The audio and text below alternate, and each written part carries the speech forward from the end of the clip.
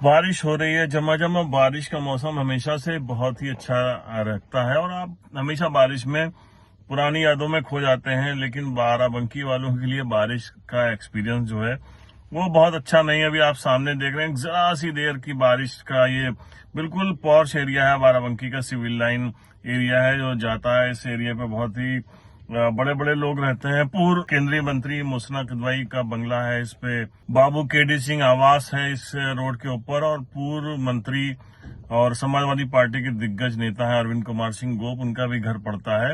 ये पूरा जो एरिया आप देख रहे हैं पिछले साल बड़ा ही भयावह था। यहाँ पे पिछले साल सितंबर में बारिश हुई थी, मूसलाधार बारिश हुई थी रात में, और रात की बारिश का आलम ये हो गया था कि जो जमुरिया नदी है और नाला कह लीजिए, वो तो नाले में, हम लोग तो बचपन से उसको नाले में देख रहे हैं, कहते हैं कभी वो नदी है, प्रशासन का दावा है कि वो नदी है।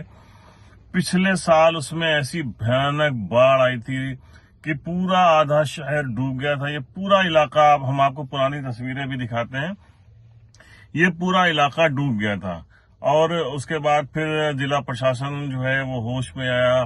पता लगाया गया तो कहा गया कि इसके जो दोनों बैंक हैं, इसके जो बेड हैं, उनके ऊपर, तटों के ऊपर अवैध कब्जे हैं। इसी बीच में एक वरिष्ठ पत्रकार हैं बीपी दास बाबा, वो भी जो है हाईकोर्ट गए थे। हाईकोर्ट में उन्होंने एक रिट दायर की थी। उसमें कहा था कि भू माफिया है, उन्होंने प्लॉटिंग कराई है, अवैध प्लॉटिंग कराई है, उसके ऊपर अवैध तरीके से मकान बने हैं ग्रीन बेल्ट के ऊपर, और इसी वजह से बाढ़ आ रही है, लोगों को परेशानी हो रही है। माननीय उच्च न्यायालय ने जिला प्रशासन बाराबंकी को आदेश दिया कि जितने अवैध मकान हैं उनको ढाया जाए।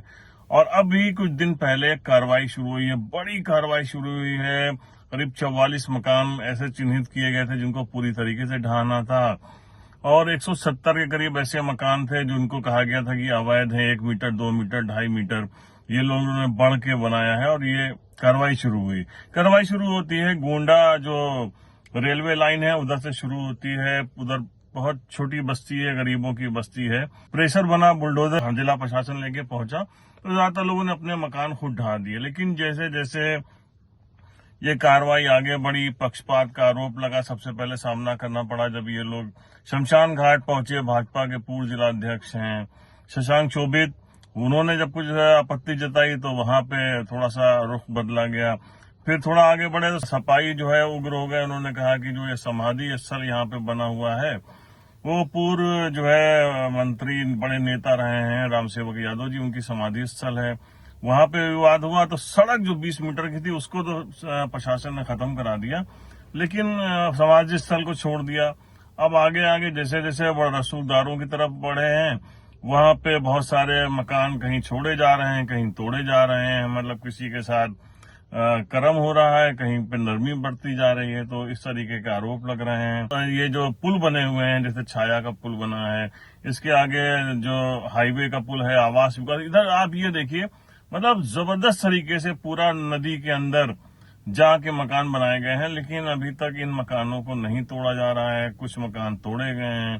तो इसीलिए पक्षपात का आरोप लगता है। बहुत से लोग कह रहे हैं कि उनका घर जो है, उन्होंने बैंक से लोन भी लिया था, और लोन तभी मिलता है जब आपके पूरे कागजात पूरे होते हैं, दाखिल खारिज है, नक्शे के लिए भी अप्लाई किया है, उसके बावजूद प्रशासन ने तोड़ दिया। कुछ मकान सामने है, उनको नहीं तोड़ा गया है। तो इस तरीके के आरोप लगातार लग रहे हैं। हमने किसान से खरीदा था और उसकी दाखिल खारिज हमने कराई थी, और नक्शा पास कराया, अप्लाई कराया था। नक्शे के हमारे पास, मतलब जो अप्लाई किया था बैंक में जो पैसा जमा हो, उसकी रसीद भी है हमारे पास। अच्छा जी। कितना प्लॉट था ये 1700 कुछ है। और कितना अब हिस्सा है वो आपके इसमें जा रहा है? इसमें करीब हमारा जा रहा है करीब 350 स्क्वायर फीट जा रहा। अच्छा, तो क्या आप बढ़े थे जितना नक्शा था कि? नहीं साहब, बड़े नहीं थे हम। जितना खरीदा है, नंबर 1 की ज़मीन है, किसान की है, दाखिल खारिज है, सब है मेरे पास। जितना हमने खरीदा था उतने ही बनवाया है। नक्शा उन्होंने अभी पास नहीं किया, पेंडिंग किए हुए थे। हमको ये भी नहीं बताया कि ना बनाओ, या कुछ ऐसा है तो मैं ना बनवाता। बड़ा सवाल यही है सबके साथ कि इन लोगों ने तो ख़रीदा प्लॉट ये समझ के कि ये इसकी पूरी नाप है, पैमाइश हुई, उसकी रजिस्ट्री कराई, दाखिल खारिज कराया, नक्शे के लिए भी अप्लाई किया है। तो कहीं ना कहीं वो लोग इसके दोषी हैं जिन्होंने इस प्लॉट को बेचा था। अगर ये अवैध है तो जितना भी हिस्सा अवैध बना हुआ है, तो उसके दोषी तो वो लोग हैं। इनके साथ कोई कंपनसेशन की बात हुई है आपको? नहीं साहब, कोई अभी कोई नहीं। तो कोई कंपनसेशन भी नहीं मिल रहा है। लोगों के साथ यही दिक्कत है, लोग यही परेशान हैं कि अगर हम लीगल हैं तो मेरा मकान क्यों तोड़ा जा रहा है। अगर हमको लीगल नहीं, कुछ हिस्सा जो है जो ग्रीन बेल्ट में आता था वो बेचा गया, तो कम से कम उन लोगों के ऊपर भी कार्रवाई हो जिन्होंने हमको बेचा है। तो वो लोग कौन हैं, कहाँ हैं, उनका तो कुछ पता नहीं चलता और आम आदमी इसमें पिसता है। इसी के बीच में ये कार्रवाई भी चल रही है और कई मकान तोड़े भी गए हैं। वो मकान क्यों तोड़े गए हैं, हालांकि जिला प्रशासन का कहना है कि ये इस तरीके के आरोप निराधार हैं। लगातार कार्रवाई की जा रही है, आगे भी चलती रहेगी और जितने अवैध मकान हैं वो तोड़े जाएंगे। और मकसद सिर्फ ये है कि बाढ़ से बचाना है। जिलाधिकारी बाराबंकी कहते हैं, जो हमारा फ्लड डिवीज़न है इरिगेशन डिपार्टमेंट का, उसने एक अपने स्तर पे स्टडी की और उन्होंने ये बताया कि जो जमहूरिया नाला है जो शहर के बीचों बीच निकलता है, वही हमारा मेन स्टॉर्म वाटर ड्रेनेज का काम करती है। और उसमें समय समय पे जो हम लोग के रेगुलेशंस हैं, जो बिल्डिंग रेगुलेशंस हैं, उसके अगेंस्ट जाते हुए लोगों ने एकदम रिवर बेड में जाके कंस्ट्रक्शंस किए, जिसके कारण जो चैनल था, जो फ्लड वाटर निकलेगा, फ्लड प्लेन जोन था, वो काफ़ी ऑब्स्ट्रक्ट हो गया था। तो उनके रिकमेंडेशंस के अकॉर्डिंग 25 मीटर की चौड़ाई में मिनिमम हम लोगों को रिवर बेड रखना था। तो हम लोगों ने उसी के हिसाब से अभी वर्तमान में जितने भी घर थे जो कि 25 मीटर के चैनल में आ रहे थे, उन सबको चिन्हित करते हुए उन सब लोगों को कतिपय अन्य जगहों पे कांशीराम आवाज़ देते हुए अन्य तरीक़ों से हम लोगों ने उनको रीसेटल किया है। और करीब 42 ऐसे घर हैं जो पूरी तरीके से डिमोलिश हो रहे हैं इस वाइडनिंग, जो हमारे जमहूरिया नाले के वाइडनिंग और रिस्टोरेशन का कार्यक्रम है उसमें। और करीब 112 करीब घर ऐसे हैं जो पार्शियली अफेक्टेड हैं। किसी के बाउंड्री वॉल टूट रही है, किसी के टॉयलेट्स टूट रहे हैं, किसी के एक आध कमरे टूट रहे हैं। तो इस तरीके से करीब 150 से ज़्यादा घर हैं जो इस डिमोलिशन ड्राइव में हम लोग के प्रभावित हो रहे हैं। कुछ एजुकेशनल इंस्टीट्यूशंस भी हैं, कुछ अन्य बिल्डिंग्स भी हैं जो इसमें प्रभावित हो रहे हैं। तो ये आपने बयान देखा जिलाधिकारी बाराबंकी का। एसडीएम ने जो मानक बनाए हैं वो मानक है जो बाढ़ खंड है बाराबंकी का विभाग, उसके अलावा नगर पालिका और जिला प्रशासन का संयुक्त अभियान है। इसके प्रभारी हैं एसडीएम सदर विजय कुमार त्रिवेदी। वो कहते हैं, देखिए अभी तक हम लोगों ने सभी मकानों को चिन्हित कर लिया जो किनारे बने हुए थे। 25 मीटर जो हमारा इसका एरिया है उसको लेना है, 20 मीटर की खुदाई करनी है। हमारे पास अभी तक जो पूरा हमने जो नपाई कराई है उसके अंतर्गत 43 ऐसे व्यक्ति मिले हैं जिनको पूरी तरीके से शिफ्ट करना है। तो हम लोगों ने काशीराम आवास खाली करा लिए हैं, जो लोग नहीं रह रहे थे उन्हीं का खाली कराया गया है। और बाकी जो आंशिक रूप से हैं उनका किसी का 1 मीटर जा रहा है, किसी 2 मीटर। क्या मानक बनाए गए थे इसके नाप के? इसमें जो बाढ़ खंड की तरफ से जो बनाया गया है उसमें यह है कि 20 मीटर की अगर खुदाई हो जाए, 20 मीटर का बेड हो जाएगा और 2.5 मीटर तक हो जाएगा, तो ये इससे पानी पूरा निकल जाएगा। अगर ये स्थिति होती तो पिछले साल बाढ़ नहीं आती है। बाढ़ जो सर पिछले साल आई थी उसका प्रमुख कारण यही था कि इसके जो दोनों इसमें गहराई नहीं थी, बिल्कुल समतल था, इसलिए थोड़ा पानी फैल। ये जो गंदगी पूरी जो सफाई हुई है उसमें से निकाल के बाहर रख दिया गया है, तो इससे तो पूरे इलाके में जो है गंदगी वो जो है परेशानी हो सकती है और बीमारी फैल सकती है। इसमें डायरिया फैलने का अंदेशा है। कल सवेरे हमें ही खूब पलटियाँ होने लगी, काफ़ी परेशान हुआ, ट्रीटमेंट किया है, फिनाइल वगैरह डाली है, तब जाके कुछ कंट्रोल हुआ है। यहाँ तक कि दरवाजे तक भी जाम कर दिए गए हैं, कूड़ा ढेर करके, कि दरवाजे खुलने का रास्ता नहीं रह गया। घर के दूसरों घरों में पानी भरने का भी अंदेशा है। अगर ये हटवा दिए जाएँ थोड़ा सा रास्ता तो, और ये गंदगी साफ़ हो जाए तो हम लोगों की दिक्कतें दूर हो जाएं। वैसे गवर्नमेंट ने अगर किया है कोई प्लान तो हम उसमें ऑब्जेक्शन नहीं करते हैं, ना मुझसे कोई आपत्ति है मुझे। भाई गवर्नमेंट की योजना है, कुछ भी करना चाहे करे, लेकिन अब इतनी दिक्कतें आ जाएं सामने की जनता इतनी परेशानी हो जाए कि जिसके जान के लाले पड़ जाएं। अब ये बीमारी बहुत सख्त फैलेगी अगर ये हटाया ना गया। सबसे बड़ी बात है लोग इस अभियान को लेके बहुत कंफ्यूज हैं।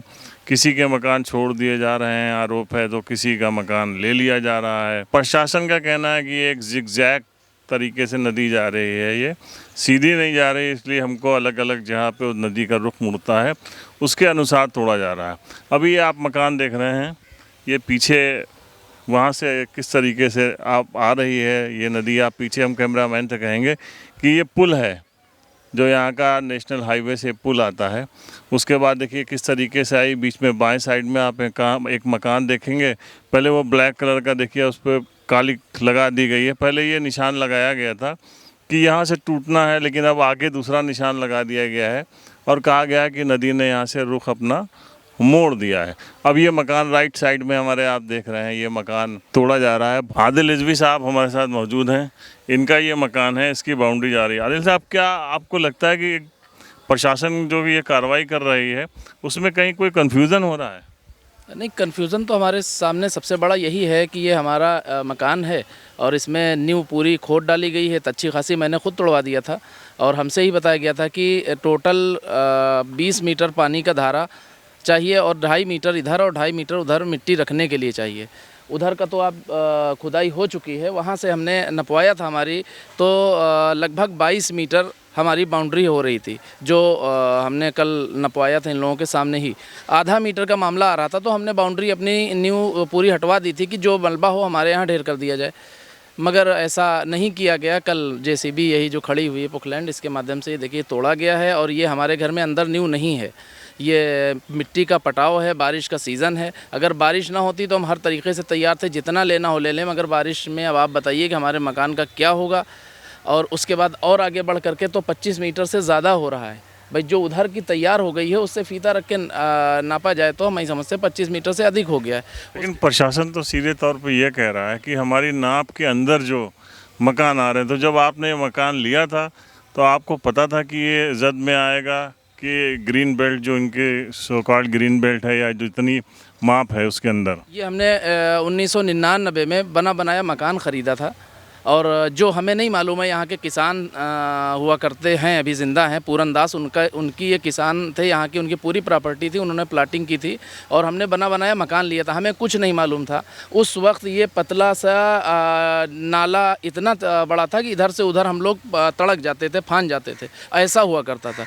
ये बार बार खुदाई करने से के वजह से इतना चौड़ा होता चला गया और अभी भी हमारे सामने, हमारे बगल में लगभग अच्छी खासी जगह है, मगर हम जो मशीन जिससे खुदाई की जानी है उसके लिए जगह नहीं मिल पा रही है। बारिश का सीज़न है और उसको दिक्कत आ रही है, तो उसकी वजह से क्या ये हम ये जानना चाह रहे हैं, क्या रास्ता बनाने के लिए हम अपने घर की पूरी मिट्टी खुदवा करके अपने घर का नुकसान करा दें, घर गिरा दें, इसके बाद उसकी भरपाई कैसे हो पाएगी? भाई हमारी क्या गलती है? हमने मकान ख़रीदा है, उसका पैसा दिया है, रजिस्ट्री है, दाखिल खारिज है, एक एक रुपये का हमने स्टैम्प अदा किया है जो हमारे पास मौजूद है। तो इस तरीके से ये अभियान चल रहा है। अभियान जो है रसूखदारों के सामने दम न तोड़े, तभी ये अभियान सफल अभियान बनेगा, तभी इस तरीके की कार्रवाई अगर सबके साथ एक जैसी होगी तभी होगी। लेकिन बहुत सारे आरोपों के बीच में घिरा हुआ है जिला प्रशासन, उसके ऊपर उंगलियां उठनी शुरू हो गई हैं कि वो न्यायपूर्ण कार्रवाई नहीं कर रहा है, पक्षपूर्ण कार्रवाई कर रहा है। देखना होगा कि आगे इस तरीके का अभियान जो है उसमें अपने आरोपों को कितना गलत साबित करता है जिला प्रशासन। बाराबंकी से द पॉलीग्राफ के लिए परवेज अहमद,